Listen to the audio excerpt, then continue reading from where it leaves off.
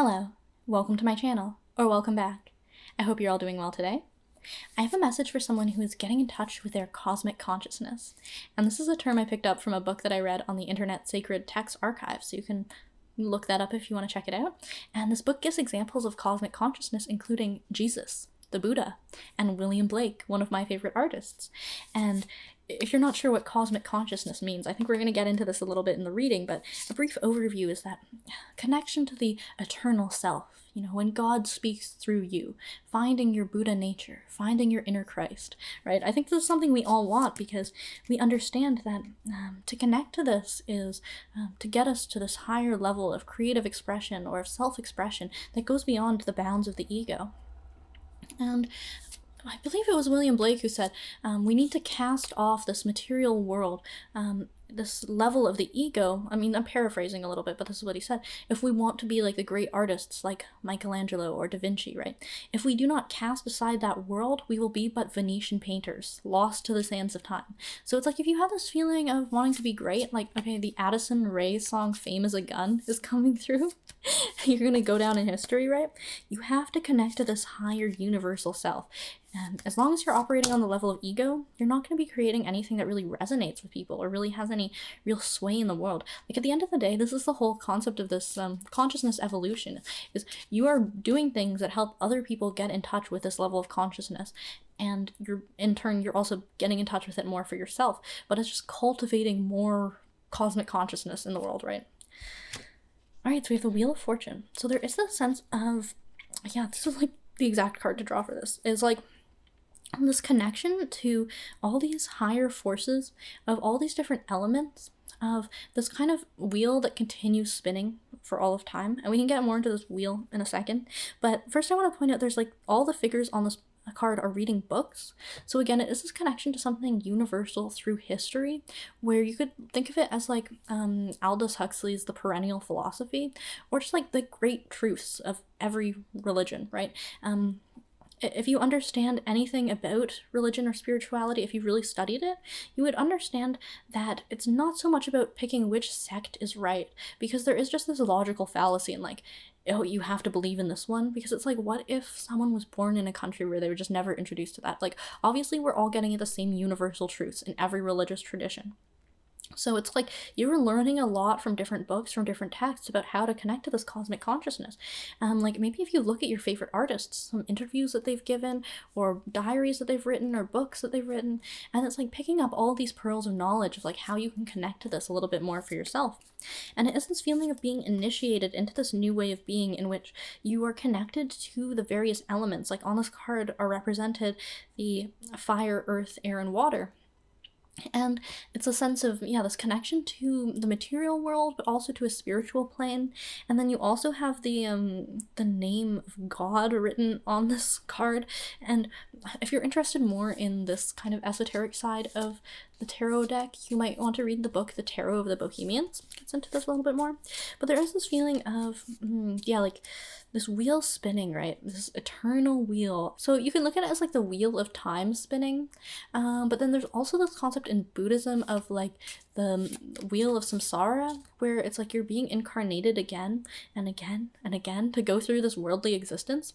But it's like the path out of samsara, of this eternal suffering and being caught up in your ego mind, is just to detach from the ego mind, right? You realize that you're not your ego. You realize that you are in fact the essential self. You are not just an ego being who needs to acquire cosmic consciousness, but that you are it already. And this is essentially the path to end all suffering, right?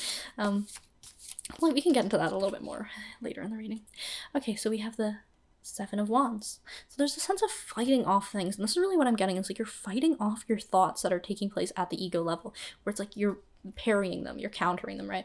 Where maybe before you kind of let yourself get swayed by it, where every kind of little thought leads you astray, and you're just like, oh, getting lost in reverie of thinking about all the things I have to do, random memories popping into your head.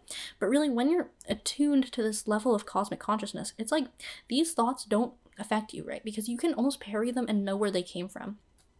Like, if you have a certain thought about something you have to do tomorrow or a certain person from your past, it's not like you just get caught up in the thought for itself, it's almost like you understand exactly why that thought sprang up, because it's always something, it's always some reason. Like, if you thought of someone from your past, it's probably because someone walked past you who looked a lot like them, and you might not have even noticed this on the conscious level, but that is what caused that thought to spring up. So it's just paying a little bit more attention to why your thoughts are springing up, but also not feeling the need to interrogate them so much all the time. Maybe there's a time and place for that, but generally just letting your thoughts arise and fall without too much judgment, but also an understanding of exactly why they spring up. And in a sense, you can sort of filter out what information is coming to you just from the level of your ego mind, or what information is coming to you from this more intuitive cosmic consciousness that is maybe guiding you to take certain actions. If you're having a dilemma about something in your life, like, oh, I don't really know what to do tomorrow or something, right? That is clearly on the level of the ego mind, and you can get caught up thinking about that for a long time. But if you have this really strong intuitive guidance of, okay, I need to go out and do this one specific thing, it's more likely that that's coming to you from your cosmic consciousness, or your connection to it at least. So it's just about getting rid of or fighting off these mind parasites, right? This is the truth that comes from Scientology, is that there's little parasites living in your mind. I guess I don't really actually know that much about it.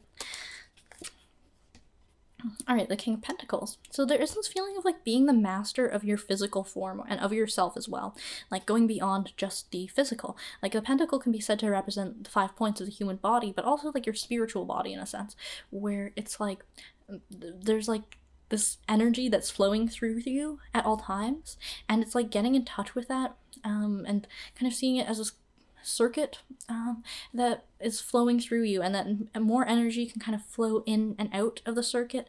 But when you're more attuned to the fact that it exists, you can sense when the energy is coming in or when it's leaving. So there's just this sense of being more in touch with yourself as an energetic being rather than just a physical being, is kind of accepting the fact that things go beyond just what we can see with our human eyes, and maybe even that the development of spiritual faculties can cause you to see more than you'd seen previously. Like, if you've ever had some sort of great realization in your life where you went, oh, I see it now, I understand now, previously I had this limited scope of vision or of thought, but now it's like a whole new world has opened up to me. It's understanding that this can happen again and again, and that this will likely happen to you, especially if you're at this point in your initiation where, like I mentioned, you probably have some interest in these spiritual things, but you might not be able to talk about them so eloquently, or you don't fully have an understanding of the systems that are at play. It's just like understanding that more information will be revealed to you in time. And like the Sphinx that appears on this Wheel of Fortune card, it's almost like some of this information is guarded a little bit until you've passed certain trials or tests that will then allow you to be initiated into different degrees of knowledge, which can be represented by Freemasonry and their various initiation rites. All right, so you have the Ace of Cups. So this is this really intuitive overflow. And also the sense that I'm getting is the sense of some sort of blessing. It's almost like external. Like there's this message being given to you that is kind of what it feels like. At first, it almost feels external, like, oh, the voice of God told me to do something. But then you get more in touch with it and you understand, like, it is essentially this voice that you already have inside you, or it's like it's your true voice, right? It's not the voice of God speaking to this ego being, but it is the voice of your higher self speaking through you, using your body just as a puppet, which is what it should remain, right? If you're thinking like, I am my ego, I am this person, and when I die, it's gonna be over for me. It's like, no, you are not just this sack of flesh that is going to become ash one day. You are this higher self that is just using you as a puppet, as an instrument to go about developing more of this cosmic consciousness, to let its will be done in the world. And if you don't like this idea, that is your ego resisting, right? Tap into your higher self and it's going to tell you the same thing. And really this is what it's all about, is like, don't let anyone tell you what you should be doing.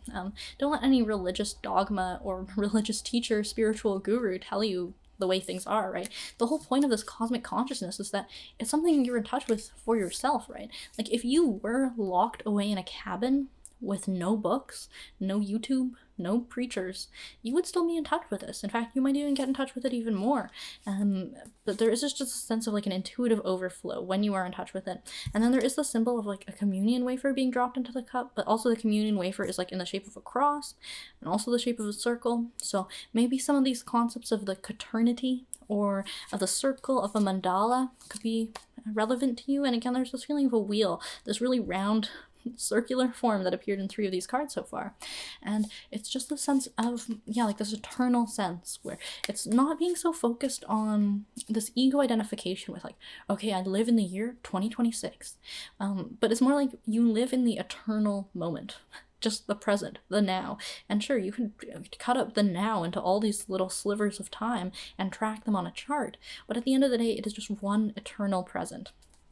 And that's how it's always been. And that's what the great thinkers of history and all the great spiritual leaders will tell you, as well as anyone who's tapped into their cosmic consciousness. So get tapped in. It's really only you who can do this for yourself also. Like if you've been watching a lot of tarot readings and stuff, you might associate them with having some sort of power of, okay, oh, I watched the tarot reading and I'm more tapped in. But it's like, it's true that by talking to people or reading the works of people who have had this direct experience of cosmic consciousness, that you can gain some new insights. But you really don't want to externalize your power of like, if you're listening to subliminals and you think the subliminals are giving you new power, like that is almost like you shot it all to hell. Like really what it needs to be is like something internal from yourself. And it's like, it's this understanding that you are the self that is able to achieve these things, right? As long as you're putting this system of like, there is something external to me that is going to grant me this ability, then that's when you're losing touch with it. When you're really in touch with your cosmic consciousness, you understand that it operates through you with no barrier, right? It's just flowing straight through you, like a stream of water, or you could see it as like a stream of light coming down from the heavens almost, and it's like the stream of light that just kind of goes straight down into your head at all times. Or maybe there's some sort of flowing river that you kind of dip your toes into, whichever one appeals more to you, or you could come up with your own concept of it. But it's like you're always in touch with it. It's almost like you could close your eyes and you could visualize it at any time, or even with your eyes open you could still be visualizing it. But just this understanding that it's always there, there's nothing that can take it away from you, and there's nothing that can give it to you. Okay, so the 5 of Cups. So there is a sense of this feeling of, like being caught up in the past, right? Because this figure is looking at cups that have spilled while there are cups still standing behind him. So it's this feeling of ruminating about the past, of missed opportunities, rather than taking action in the present moment. Because the only time that your cosmic consciousness can be expressed is in the present moment, right? It can't be expressed 5 years from now. It can't be expressed in the past, right?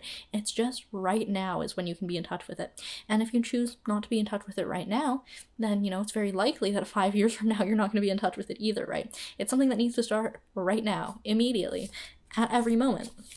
In the moment.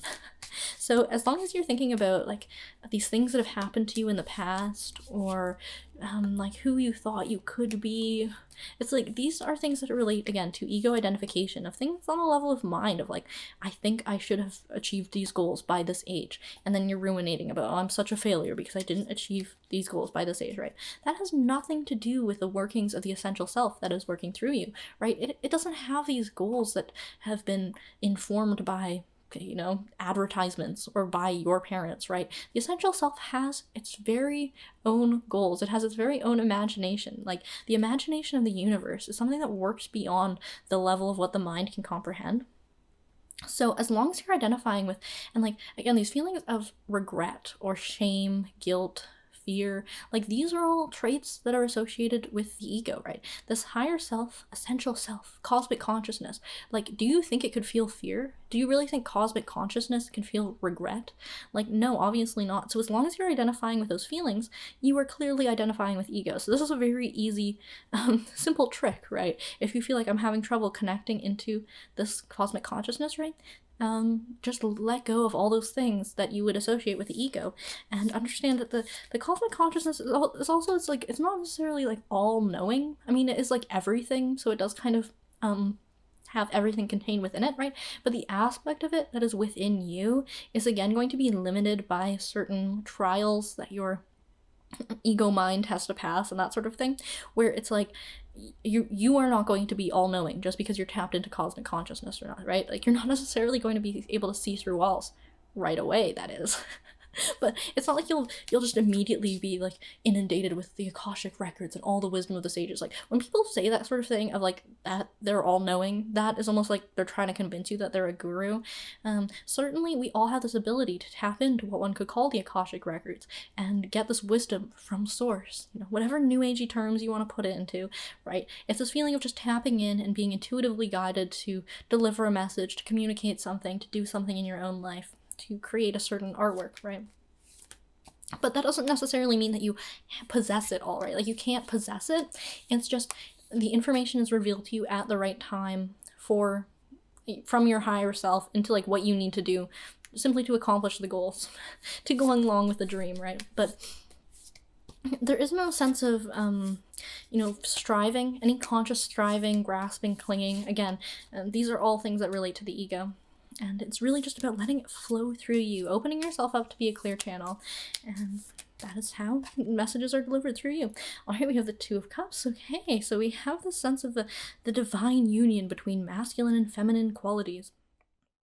So there is the sense of finding that balance within yourself, and this really relates to not looking to anyone outside of yourself again for anything, where it's like, maybe there have been times in your life where you thought, I need a partner to do a certain thing, like a romantic partner, or this feeling of I need this teacher to tell me something, and it's almost like these images of the lover, of the mentor, all of these, it's like they can be represented as symbols in your real life reality, but that is because you had gotten in touch with those symbols inside yourself first, right? It's almost like what they say, the universe is mental, right? You have to find it within before you can find it without, right? Like the world around you is a reflection of your inner state. If it's not present in your inner state, you're not going to find it in the outside world. And it's almost like this feeling of like the outside world is almost like as this input lag or something, right? Where it's like, you can't be getting frustrated at thinking I'm not in touch with this because my external world is not reflecting it. But it's like this is the cumulative effect of like what your internal world was a few years ago has now built you up to the level of where your external world is now. But as soon as you get in touch with these things in yourself, they start to manifest in your external world, right? So like if you have this feeling of I want a mentor, and you're trying to go about it on the level of mind of like, I don't even know, looking up mentorship opportunities, right? Like that's where you've lost it. It's this intuitive guidance will come to you at the right point when you get in touch with this inner image of the mentor, of the guide, and like, yeah, maybe reading some certain books could help you get in touch with this, like mythology related, or various fairy tales that might feature this kind of figure. But you just find it within yourself. You not necessarily imagine, but it's like you just see it. You understand it to be present.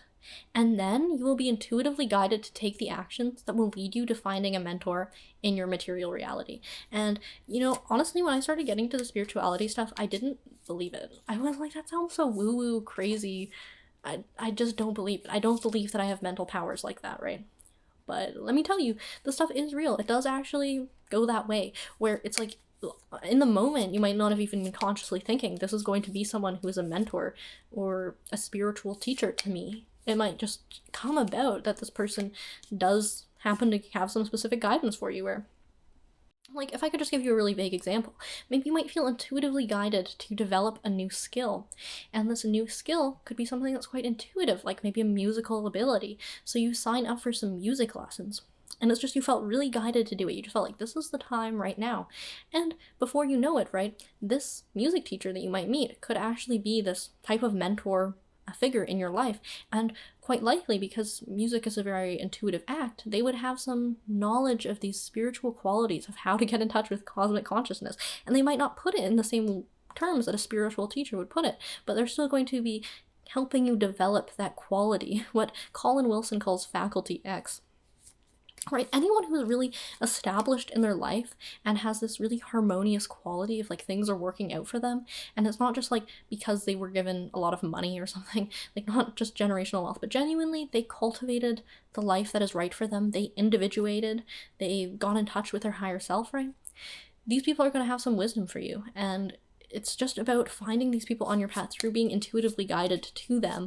It's almost like this message that I get channeled to me very often is allies are waiting in the wings for you. Valuable allies are waiting in the wings for you. Where it's like, you might be thinking that you have to like go out and find things, but it's almost like these people, and it's like maybe the people don't even see it, like they might not put it in these terms, but it's like their higher selves are guiding them to help you in a way, or deliver you certain messages, where it's like if you've ever had someone who really just helped you, like they just stepped in and helped you, and it's like, whoa, that was really great, but then it maybe developed into some sort of relationship as well, where it's like this reciprocal feeling of like, and it's like maybe someone who just kind of pops in and out of your life. It's not maybe like a best friend or anything, but it's just someone who shows up at the right time, right? You could say that it's their higher self or cosmic consciousness, or the universe is imagined that they played that role of an ally in your life. So it's almost like when you get to this point of really being tapped into your intuition, other people's intuition guides them to help you out. And like I mentioned, I didn't believe in all this stuff when I first started, but when you have people just walking up to you at random and delivering you messages, or asking for messages from you and then feeling very like rewarded, like you will start to believe in it. Like I've had people approach me in public and ask me a question where they seemed quite distressed about it, and this was like a normal person. This was not like what you would consider a creep. Not that I consider anyone creeps. Like, I will talk to anyone on the street, but just like a very normal person. And, you know, I answered his question to the best of my ability. And he seemed delighted. Like, he jumped for joy. And he came back to me later and asked me if I was an angel. And that was just like, you know, my higher self told me, like, tapped into the cosmic consciousness, told me the message that I needed to deliver to this person. Similarly, his cosmic consciousness guided him to ask me this question because he knew that I would have the answer for him. And I know it sounds weird. It sounds like you could call it coincidence, whatever you want to believe. But if you're really tapped into the spiritual journey and this is something you're interested in pursuing, you have to open yourself up to the fact that miracles can happen in any moment. But the only time that miracles can happen is in the present moment. So it's really just about being focused in the present moment and just always feeling connected to it. Okay, let's draw 2 more cards to close out this reading. Okay, so we have the Six of Wands. And we have the Moon. Okay, so the Six of Wands, is the sense I'm getting, is like you are the leader of the pack. You're kind of above the rest in some ways. You're kind of floating up to the top is what I'm getting. Where it's not like you're better than anyone, that's not what I mean to say. But it's just like, in some ways, your consciousness is evolving first so that you can help other people's consciousnesses evolve. Where, like I mentioned, it's like sometimes there's mentors in your life where it's like they have already attained that point of having this inner unity of masculine and feminine within them, or whatever you want to call it, the individuated self, this developed self. And then they talk to you, and it's like sometimes they can deliver messages that help you in your path. And like I mentioned, you don't need anyone external to you, but it is this chain reaction. And it's like also like anything in the world can do it. Like I gave you that example of like you're living out in the forest. In this sense, it could be like a bird is delivering you the message, right? And it's like, or a dream could deliver you a message. A communion with a tree or like a nature spirit could deliver this message to you. But maybe in your day-to-day life, if you're someone who interacts with a lot of people, people deliver this message to you. Like in some of the examples I gave too. So now it's like you have been delivered this message that you are in touch with cosmic consciousness, that you are not your ego, okay? Now you fully internalize the message and let your higher self work through you. And now what your higher self is doing is, like I mentioned, it's causing other people to turn as well. It's almost like a mind virus. No, that sounds like really negative. It's contagious. I know, it sounds like kind of creepy, and this is the new age brainwashing is working through YouTube. Oh my god, no, that's not what I'm trying to get at. But it's like, it just is like the sense of like you are being used as a tool to develop this sort of consciousness within other people as well, right? Because it's like, okay, imagine you are the universe or God or whatever, and you've dreamed up this world of all these cute little dolls and playthings, and they're going about their way. And then you can kind of wake some of them up to their higher potential, where it's like, oh, this isn't just a little ant that could crawl around, you know, run on the hamster wheel, do a 9 to 5, but this is actually someone who could be a channel for like this higher level of creativity. They could write a brilliant opera. They could, you know, write a really brilliant book, or they could sing so beautifully, right? Wouldn't you want to, you know, flip the switch in them a little bit?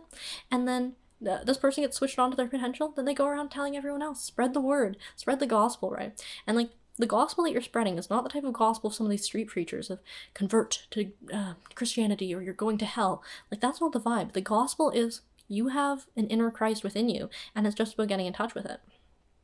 All right, and with the moon, there is this feeling of something being shrouded. and but also the sense of evolution, right?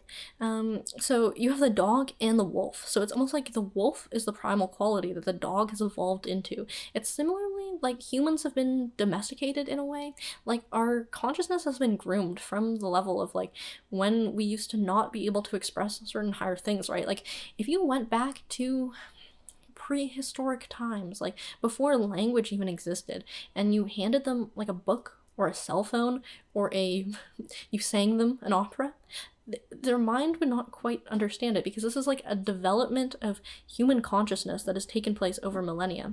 So it's understanding that this development is taking place, and you're playing a role in that as well. And like I mentioned with something shrouded, on this card we do have the sun that is hiding behind the moon. So it is this feeling of like some of these abilities are just ready to burst forth, but it's almost like you need to be in this kind of state where everything seems really mysterious and hidden from you before those abilities are ready to burst forth. So it's like if you're in this time right now where you're still developing your intuitive powers, and it almost feels like you're grasping in the dark, like Colin Wilson also has this expression of working in the dark, right?